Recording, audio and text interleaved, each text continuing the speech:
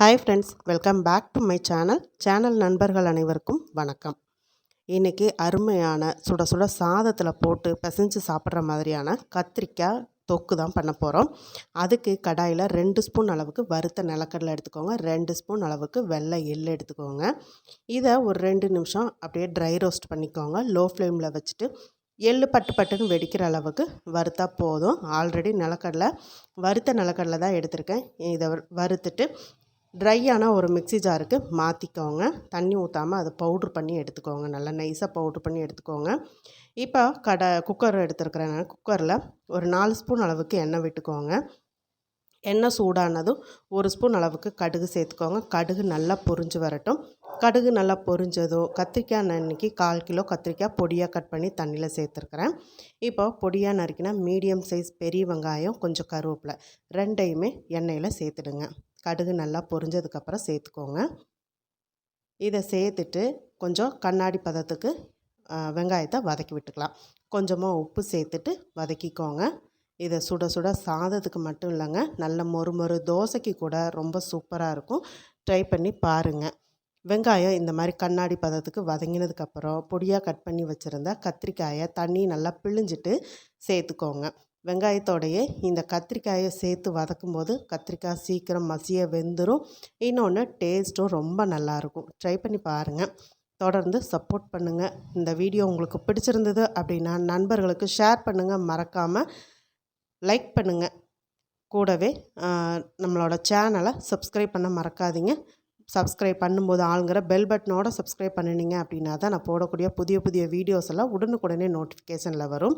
நல்லா ஒரு 5 நிமிஷத்துக்கு மீடியம் ஃப்ளேமில் வச்சு கத்திரிக்காயை வதக்கும் போது எண்ணெயிலே கத்திரிக்காய் வெந்து இந்த மாதிரி நல்லா வற்றி வந்துடுங்க. இது கூட ஒரு ஸ்பூன் அளவுக்கு இஞ்சி பூண்டு பேஸ்ட்டு சேர்த்துக்கோங்க. இஞ்சி பூண்டு பேஸ்ட்டு சேர்த்துட்டு கூடவே ஒரு 50 கிராம் தக்காளியை சேர்த்து வதக்கி விடுங்க. இப்போ இஞ்சி பூண்டு பேஸ்ட்டோட ஸ்மெல் போகும்போதே தக்காளியும் நல்லா மசிய வெந்து வந்துடுங்க. தக்காளி நமக்கு ரொம்ப மசிய வதங்கலைனாலும் பரவாயில்ல. குக்கர் நம்ம மூடி போட்டு வேக வைக்கும் போது தக்காளி நல்லா மசிய வெந்து வந்துடும். இப்போ 1 ஸ்பூன் அளவுக்கு மஞ்சள் தூள் சேர்த்துக்கோங்க. வரமிளகாத்தூள் உங்களோட காரத்துக்கு ஏற்ற மாதிரி நீங்கள் சேர்த்துக்கோங்க.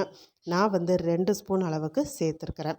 சாதத்தில் போட்டு சாப்பிடும்போது கொஞ்சம் நல்லா சுருக்குன்னு இருந்தால் ரொம்ப நல்லாயிருக்கும். தயிர் சாதத்துக்கு தொட்டு சாப்பிடவும் ரொம்ப நல்லாயிருக்கும். கூடவே பிரியாணிக்கெல்லாம் வச்சு சாப்பிட ரொம்ப டேஸ்ட்டாக இருக்கும். தனி மல்லித்தூள் 2 ஸ்பூன் சேர்த்துக்கோங்க. சேர்த்துட்டு லோ ஃப்ளேமில் ஒரு 2 நிமிஷம் மசாலாவை அந்த எண்ணெயிலே வதக்கி விட்டிங்கன்னா வரும் பாருங்கள், நல்ல ஒரு ஃப்ளேவர். நாக்கில் அப்படியே டெம்டிங் ஆகும். சுட சுட சாதம் இருந்தால் உடனே போட்டு சாப்பிட்ணுங்கிற ஆசையை தூண்டுங்க. அந்த அளவுக்கு வாசம் வரும், சூப்பராக இருக்கும். கூடவே 1 ஸ்பூன் அளவுக்கு ஹோம்மேட் கரம் மசாலா சேர்த்துக்கோங்க. சேர்த்துட்டு நல்லா வதக்கி விட்டுக்கோங்க. கரம் மசாலா இல்லை அப்படின்னா சிக்கன் குழம்பு மசாலா தூள் 1 ஸ்பூன் சேர்த்துக்கோங்க. டேஸ்ட்டு செம்மையாக இருக்குங்க. இப்போ கத்திரிக்காய் தக்காளிக்கு கொஞ்சமாக தண்ணி விட்டு கலந்து பார்த்துட்டு தண்ணி பத்தாது அப்படின்னா திருப்பி நம்ம கொஞ்சம் தண்ணி சேர்த்துக்கலாம். இன்னொன்று, இந்த தொக்கு பொறுத்த வரைக்கும் ஆறினதுக்கப்புறம் நல்லா திக்காயிடும். அதனால் நம்ம சூடாக இருக்கும்போது கொஞ்சம் கிரேவி பதத்துக்கு ஆஃப் பண்ணிட்டோம் அப்படின்னா ஆறினதுக்கப்புறம் நல்லா சாப்பாட்டில் போட்டு சாப்பிட்றதுக்கு நல்லா தொக்கு பதத்துக்கு சூப்பராக ரெடி ஆகிருக்கும். கொஞ்சமாக தண்ணி சேர்த்தாச்சு. இப்போ உப்பு செக் பண்ணியாச்சு. மீடியம் ஃப்ளேமில் வச்சு நல்லா ஒரு 3 விசில் விட்டுருங்க. சூப்பராக 3 விசில் நல்லா குக்கரோட அந்த விசில் சத்தம்லாம் அடங்கினதுக்கப்புறம் குக்கரை ஓப்பன் பண்ணலாம். கத்திரிக்காய் அந்த மசாலாவோட ஃப்ளேவரில் செம்மையாக இருக்குதுங்க. இப்போ லைட்டாக கரண்டி வச்சு இந்த மாதிரி மசிச்சு விட்டுக்கோங்க. நான் ஒரு சின்ன நெல்லிக்காய் அளவுக்கு புளியை தண்ணியில் ஊற போட்டிருக்கிறேன்.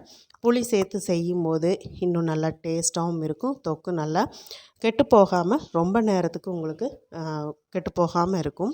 காலையில் செஞ்சுட்டு நைட்டு வரைக்கும் கூட நீங்கள் வச்சு யூஸ் பண்ணிக்கலாம். கொஞ்சமாக புளியில் தண்ணியை கலந்து இந்த மாதிரி கரைச்சி சேர்த்துக்கோங்க. சேர்த்துட்டு மீடியம் ஃப்ளேமில் வச்சு அந்த புளியோட ஸ்மெல் போக கொதிக்க விட்டுக்கோங்க. இது கூடவே பார்த்திங்கன்னா நம்ம வறுத்து வச்சுருந்தோம் இல்லையா, எள்ளும் வறுத்த நிலக்கடலையும், அதை நல்லா பவுட்ரு பண்ணிவிட்டு மிக்ஸி ஜாரில் இருந்து எடுத்து நம்மளோட கத்திரிக்காய் தொக்கில் சேர்த்துருங்க. சேர்த்துட்டு நல்லா கலந்து விட்டுருங்க. புளியோட ஸ்மெல் போகிறதுக்கு ஒரு 3 நிமிஷம் ஆகும். மீடியம் ஃப்ளேமில் வச்சுட்டு அந்த 3 நிமிஷம் கொதிக்க விட்டீங்க அப்படின்னா நம்மளோட சூப்பரான கத்திரிக்காய் தொக்கு ரெடி ஆகிடுச்சுங்க. தயிர் சாதம், புளி சாதம், லெமன் சாதம், தக்காளி சாதம், பிரியாணி இப்படி எல்லா வெரைட்டி சாதத்துக்கும் சரி, சுட சுட இட்லி தோசைக்கும் சரி செம்ம காம்பினேஷனுங்க இந்த கத்திரிக்காய் தொக்கு. நீங்களும் ட்ரை பண்ணி பாருங்கள். இப்போ நல்லா 3 நிமிஷம் ஆயிடுச்சு. நல்லா தளன்னு கொதிச்சதுக்கப்புறம் நல்லா கை நிறைய மல்லித்தழையை பொடியாக கட் பண்ணி சேர்த்துக்கோங்க. மொறு தோசையோடு சாப்பிட்றதுக்கு கத்திரிக்காய் தொக்கு ரெடி ஆகிடுச்சு. ட்ரை பண்ணி பாருங்கள். மீண்டும் அடுத்த ஒரு வீடியோவில் சந்திக்கிறேன். நன்றி, வணக்கம்.